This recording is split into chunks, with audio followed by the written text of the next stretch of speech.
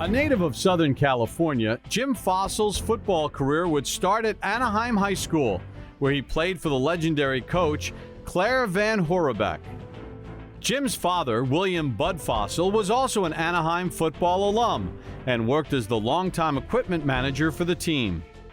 Well, it was really important because I was very close to my father because the time I was 5 years old, I would go down there with him, and I just hung around the athletics, and I was a ball boy and went to football practices to watch and be on a sideline on Friday nights, which was Anaheim High School football was huge at that time. After finishing high school, Jim would stay close to home, attending Fullerton College, where he would star at quarterback and help lead the Hornets to the 1967 Community College national title. He then transferred to Long Beach State in 1969 before finishing his college career as quarterback for the USC Trojans. When I played, I never thought I would make it to the NFL until I transferred to SC, and that then became a real possibility. Fassel was selected by the Chicago Bears in the 7th round of the 1972 draft, but his NFL career as a player would be short-lived.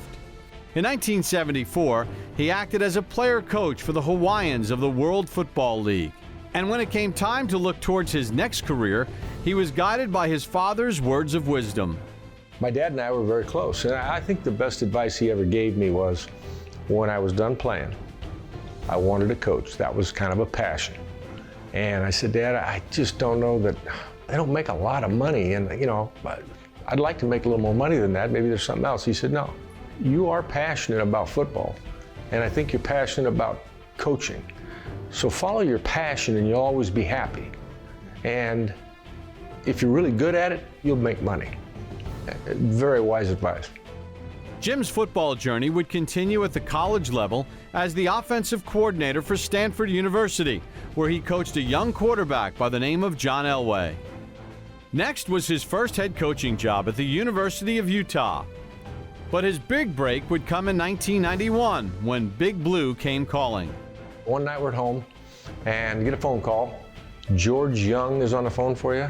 So I got on the phone with him, and he just was exploring the possibility, would I be interested in coming to the New York Giants as a quarterback coach? And so that was the first contact I ever had at the NFL. And I said, yeah. When I came out there in 91, it's going to be a controversy between who should be the starting quarterback, Phil Simms and Jeff Hofstetter. And I thought, oh boy, my first job, I'm going to be right in the middle of that one. And Ray Handley, then when he became the head coach, he said, Jim, this is going to be a hard decision we're going to make. And it was. I mean, it was a difficult thing, and especially that's my first year. We were going through a real transition. Parcells had left, Ray had taken over, but Ray had not been a head coach. And anytime, the coach that won the Super Bowl leaves, these players are looking at, is this guy going to get this thing done or not? So, and we did. We start out, my first game of coaching was Monday Night Football against the 49ers, and we won that game. But, there's always usually a drop-off when you've had a great season with a team, but tried to balance it as much as I could as far as those two guys. Quarterbacks are always going to create the buzz and the controversy and all that. And the old saying is, if you got two quarterbacks, you don't have any. Well, no, we had two quarterbacks. It was really kind of unfair on Phil. He's a great quarterback and a legendary quarterback for the Giants. And Hofstetter won the NFC Championship and the Super Bowl, and so there were people saying make the switch, and people kind of got down on Phil. I thought it was very, very unfair. But it worked out the best it could work out. And, those two guys are two great players. In 1992, Jim Fassel was promoted to offensive coordinator of the New York Giants. But when the team finished 6-10 at season's end, Ray Handley would be relinquished of his coaching duties, along with Fassel and the rest of the staff. It just didn't work real well, and it's tough on coaches, because sometimes, I think coaches always look at themselves first. Jim went on to become offensive coordinator of the Denver Broncos in 1993, where he was reunited with John Elway. Knock those orange glasses off. Knock them down, Wood. How much you give me if I knock the orange glasses off? Under Fassel's system, Elway would flourish at quarterback, enjoying his best season as a pro, throwing for over 4,000 yards and 25 touchdowns. In 1995, Fassel took the job of quarterbacks coach for the Oakland Raiders. The following season, Jim would be named offensive coordinator for the Arizona Cardinals, where an aging Boomer Esiason would have a resurgence at quarterback, and the offense blossomed under Fassel's tutelage. What do you want to do? Set and shuffle, shuffle, relax, relax. Just buy yourself a little time. So when the Dan Reeves era in New York came to an end after the 1996 season, George Young and the Giants would once again come knocking on Fassel's door. George's a pretty smart guy, and he told me when he interviewed me, he said, we thought you did a good job here and the quarterbacks liked you. And then you went to Denver, and Denver's offense just skyrocketed. And John Elway had his best statistical year. And he said, that'll open my eyes now. And then you made a move to the Raiders, and that offense just perked up again. And now I'm thinking, well, okay, that guy's a candidate for me. And then I went to the Cardinals, and the same thing happened. The offense was good, Boomer Esiason was great, all that stuff, and that's what opened the door for me to come. He wanted to see me do it at more than one stop before he was convinced that I could be a head coach. And on January 15, 1997, Jim Fassel was officially named as the 16th head coach in New York Giants history. And this is a meadow. That's why it's called the Meadowlands. And this is a pretty good sized meadow right here. When we get up there, we're going to set a tempo, and the biggest thing that's got to happen is line, you get up, get down, and boom, we're gone. I mean, we're going to be in and out of the huddle, our lines are set, and we're after their ass. All right, let's go on out there, and get ready to play football. Let's go play football. Let's go. Hey, man, get after their ass, man, I'm counting on you. And the Giants would answer the call of their new head coach in 1997. Brown from a shotgun at the 8. Takes the snap, he'll run to the end zone. Touchdown, Dave Brown. The quarterback draw, and the Giants score their first touchdown of 1997. There you go, Scotty Greg. Nice job, baby. Here you go, Charlie. The formula was play bare knuckles football. And the way we're going to win was, first of all, win the turnover ratio. And as he throws to the end zone, intercepted by rookie Sam Garnes. The rookie is going to go all the way. 90 yards, touchdown Giants. We were very stingy with the ball. We led the league in 10-play drives. Cannell takes, gives for Way. Charlie up the middle to the 10. Charlie to the 5. Touchdown Charles Way. Oh, man. Well, we ended up 10-5-1, first team to go undefeated in the NFC East. And New York would clinch the division in dominant fashion at home against their rivals, the Washington Redskins. Quick slant over the middle. Touchdown Callaway. Cannell threw a bullet, and Callaway gets his 7th touchdown of the year, and the Giants move out ahead. Our defense got turnovers. We didn't turn the ball over, and we let the other teams beat it. And that's still a formula that wins today. Hostetler over center. Looks, throws right. Pass intercepted by Sehorn. The receiver fell. Sehorn down the left sideline to the 10, 5, touchdown Giants! Jason Sehorn gets another interception today. In 1 year, the Giants went from worst to first in the NFC East, and their great turnaround season would win Fassel the NFL's Coach of the Year award. They are the NFC Eastern Division champions. I've never been so proud of anything in my life. That was unbelievable. Your will is what got us right where we are. That is an absolutely fabulous job. We set out that we were going to fight for something, and we fought for it. And I'm going to tell you something, man. It's been a while since it's been like this around here. But you know what? We're back. If you talk about the players, but I tell you, we appreciate it because, Jim, you came in here, you done a hell of a job. You turned this team around. We're going to give you a game ball as well as all these coaches. We appreciate your hard work. And, baby, we ain't done yet. Nah. We're gonna do it.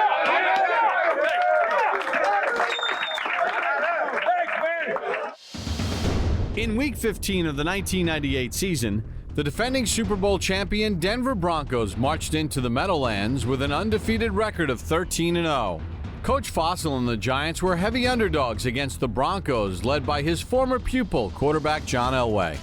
You know, they were really good. They'd won the Super Bowl the year before, and they're undefeated, 13-0.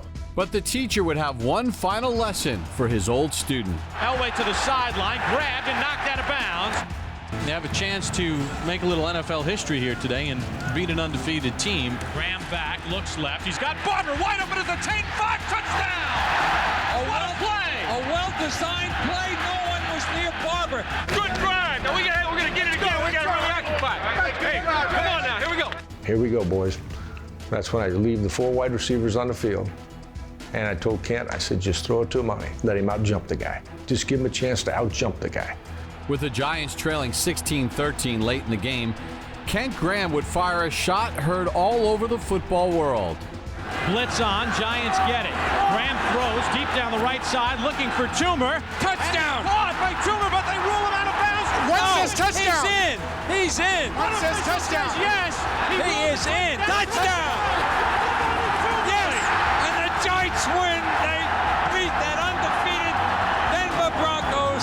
The final score, the Giants 20. That's right, the Giants 20 and the Broncos 16. Man, I told you he was going to come through, man. Way to make me famous. Hey, man, I'm going to tell you something. That was unbelievable. Hey, you couldn't do it. There is nobody that thought we were going to win today other than us. After failing to make the playoffs in 1998-99, the Giants and their fans were anxious to turn it around in 2000. The defense was sound with John Fox at defensive coordinator. Fassel then tabbed Sean Payton as offensive coordinator. And with the addition of franchise quarterback Kerry Collins, the Big Blue faithful was optimistic. That, along with a healthy dose of Tiki Barber running the ball, propelled the G-men back to their winning ways. Still on his feet. Galloping to the 10, to the 5. Touchdown, Giants. Tiki Barber. A miraculous touchdown run. That was a great game, man. I'm going to tell you what, man. I'm so proud of you. Thank you, man. I mean it. After starting the season 7-2, the Giants stumbled with back-to-back losses. With the media looking to point fingers, Fassel would make a proclamation that became a defining moment in his career. Get off my coaches' backs. Get off the players' backs. I'm responsible for the whole thing. I'm raising the stakes right now. This is a poker game. I'm shoving my chips to the middle of the table. I'm raising the ante. Anybody wants in, get in. Anybody wants out, can get out. Okay? This team is going to the playoffs. And to see him do that as a player, like, you kind of giggle, but at the same time, it was smart because we said, okay, this guy is in the middle of this with us. He's willing to fight with us, and we're not going to quit on him. We're not going to give up on him. And from then on, it's like we took what he said to heart and just played well. Motivated by their leader and with the NFC East title in sight, the Giants would respond to their coach's challenge. If Dallas does not convert here, the ball game is over. Hand off Wiley. He is stopped. And the Giants are going to win the NFC East. Jim Fassel has watched his team win 4 in a row after his playoff guarantee. His guarantee has come true. That's a hell of a job, man. That is unbelievable. And in the divisional playoff game at home versus the Eagles, Fassel and the Giants would fly right out of the gates. Dixon will take it from his own 4. Up to the 10, 15, breaks right 20, 25, 30. There goes Dixon to the outside. It's a foot race. Ron Dixon in midfield. Ron Dixon's going to score. 20, 15, 10, 5, touchdown. No flags. 96 yards for the rookie. McNabb again over center. Drops straight back. Giants on a blitz. McNabb hit as he throws, swings it right, and the pass nearly it is intercepted by Sehorn. He's got it on the run. Down the left sideline, cuts it at the 10, 5, touchdown! What a play by Sehorn! Unbelievable athleticism. I said, did I see that correctly or something happened? I missed something here. That was amazing. That probably goes down in the top 5 amazing plays that I've ever seen in a football game. Hey! I tell you what, that was as good a play as I've ever seen. I told him. That's the best I've ever seen. Like you knocked it down, roll on the ground, got it. That was unbelievable. Hey! I've never seen a play like that, man. Hey, Jay. I've never seen anything like that. That's